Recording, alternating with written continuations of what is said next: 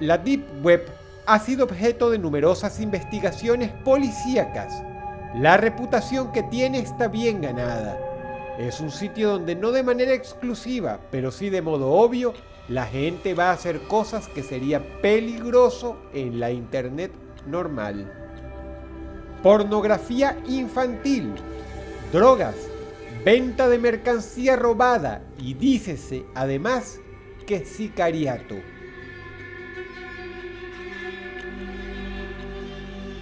A veces usamos internet para resguardar nuestra privacidad, pero la Deep Web es simple y llanamente una herramienta donde algunos usuarios buscan sentirse a salvo de la persecución policíaca y el ojo de la justicia. El fenómeno de la Deep Web ha caído bastante, pues ya se ha demostrado en diversas oportunidades que Tor, el programa más popular para navegar a través de ella, no es del todo seguro. Tor se vende como una herramienta de anonimato total, algo que hace imposible detectar la identidad de alguien al costo de navegar de manera muy lenta pero segura. Sin embargo, ya se ha demostrado que si la justicia, sobre todo en países desarrollados, quiere dar con un individuo, lo hará, aun cuando esté usando el programa Tor a toda su capacidad.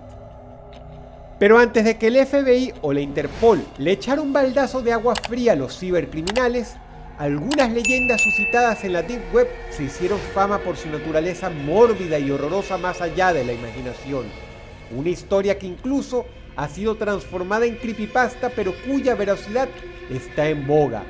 Es Lolita Slave Girl, traducido como Lolita Esclava de Juguete. La historia Lolita Esclava de Juguete apareció por primera vez en la Deep Web, pero incluso en este submundo horrorizó tanto a los internautas que se popularizó, causando un efecto dominó.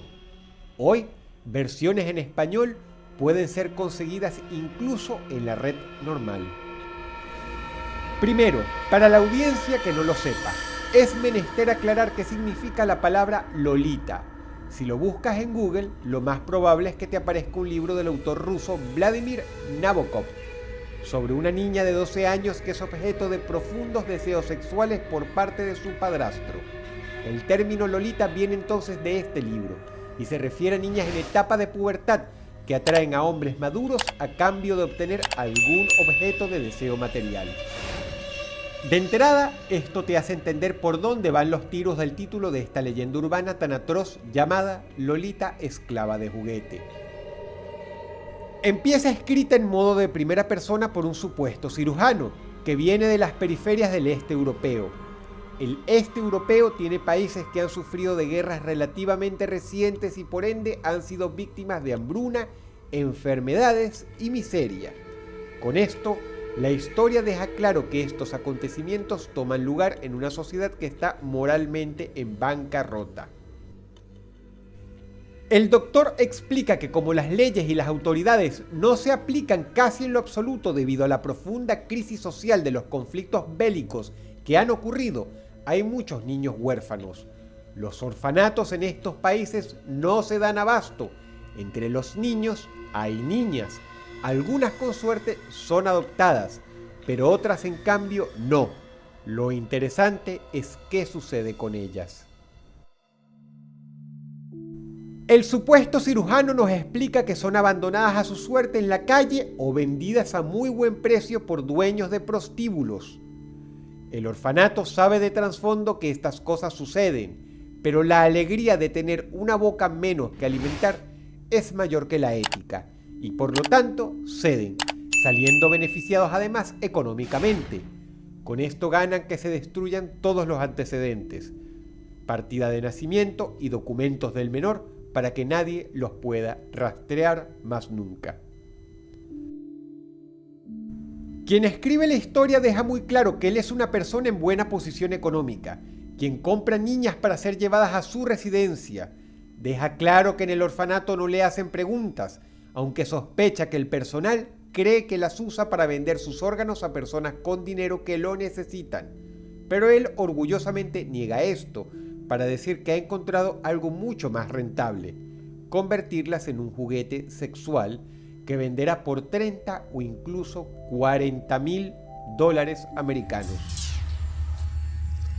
El procedimiento detallado a través de esta confesión reza no solo de un entrenamiento psicológico para que la niña acepte su destino, sino además de ciertas modificaciones quirúrgicas a su cuerpo.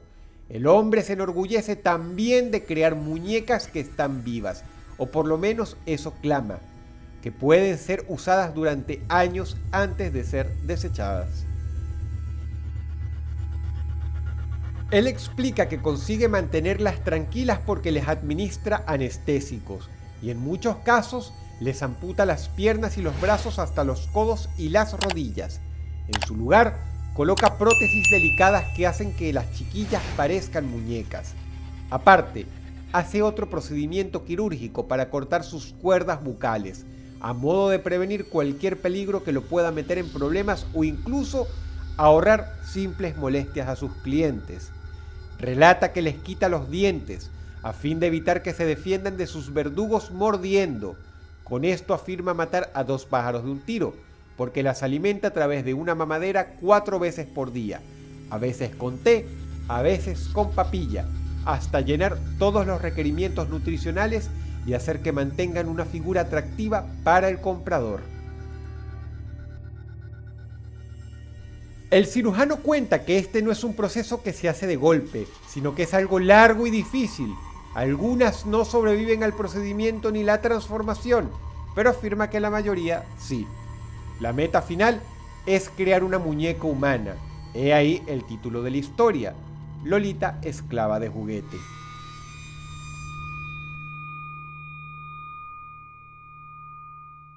La narración continúa y cada detalle es más atroz y horroroso que el anterior. La cuestión es la siguiente: ¿es esta historia real? La verdad es complicada. Es real parcialmente. Quizá para tranquilidad tuya, la historia en sí, Lolita, esclava de juguete, no es real, o por lo menos yo dudo mucho que lo sea. Para empezar, ¿qué motivos tiene un doctor clandestino de revelar al mundo esta información, dando además datos casi precisos de su ubicación? Es un suicidio, tendría todo el mundo tras él. Esto suena mucho más a historia grotesca que a realidad. De trasfondo, esta leyenda intenta venderse como algo que sucedió hace 20 o 30 años, cuando los conflictos y el nivel de pobreza en Europa del Este eran mucho más agudos. Sin embargo, hay muchos detalles que no cuadran y que convierten a Lolita, esclava de juguete, en una simple historia escandalosa. Pero esta historia se ha basado parcialmente en la realidad. La Deep Web es un sitio donde se deposita comúnmente material de pornografía infantil, por lo que es menester ir más allá. Hay que ir a quienes crean dicho material, y quienes lo hacen deben tener niños en su poder, pues ellos simplemente están cubriendo la demanda de lo que posiblemente, junto a las drogas, sea el mercado más grande de la Deep Web, el de pederastas que están incluso dispuestos a pagar por este material. Se sabe que hay simple pornografía infantil y que luego entra lo peor, los fetichistas. Estas personas representan una minoría dentro de una minoría, y en ese mismo diminuto mercado habría que ver quiénes tienen dinero para pagar semejantes fetiches y quiénes no, por no hablar de quiénes se atreverían a hacerlo y quiénes no. Es un tema profundo del que no sé si quiero enterarme más.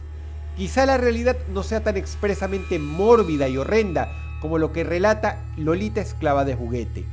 Quizá incluso sea imposible hacer las modificaciones quirúrgicas que la historia detalla, pero sin embargo, ahora sabes a qué me refiero cuando digo que puede ser parcialmente real.